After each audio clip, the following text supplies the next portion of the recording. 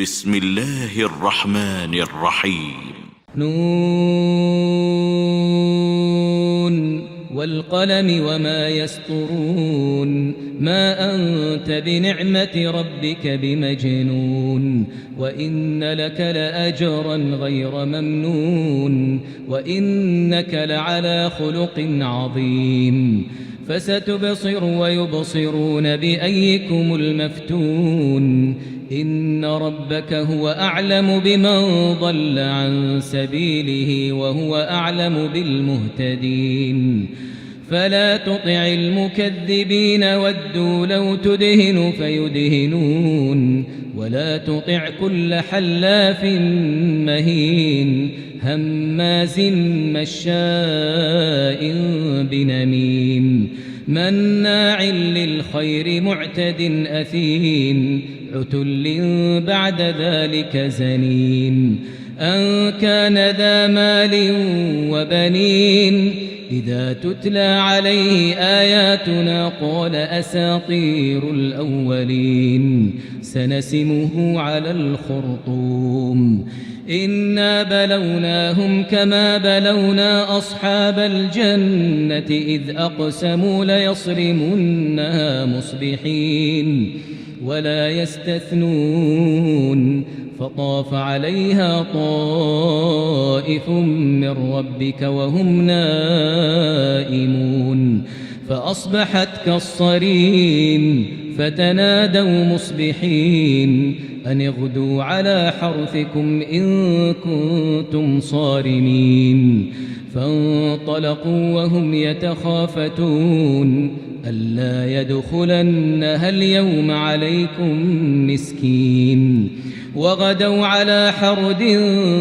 قادرين فلما رأوها قالوا إنا لضالون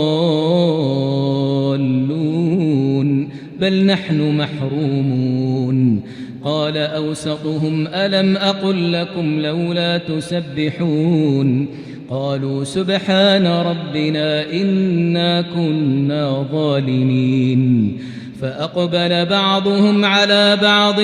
يتلاومون قالوا يا ويلنا إنا كنا طاغين عسى ربنا أن يبدلنا خيرا منها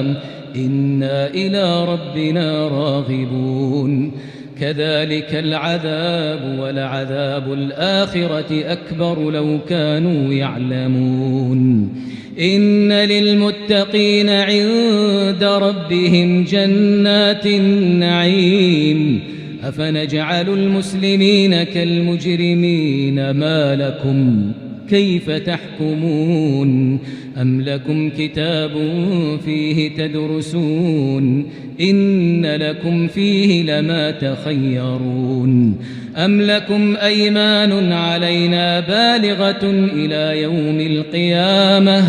إن لكم لما تحكمون سلهم أيهم بذلك زعيم أم لهم شركاء فليأتوا بشركائهم إن كانوا صادقين يوم يكشف عن ساق ويدعون إلى السجود فلا يستطيعون خاشعة أبصارهم ترهقهم ذلة وقد كانوا يدعون إلى السجود وهم سالمون فذرني ومن يكذب بهذا الحديث سنستدرجهم من حيث لا يعلمون وأملي لهم إن كيدي متين أم تسألهم أجرا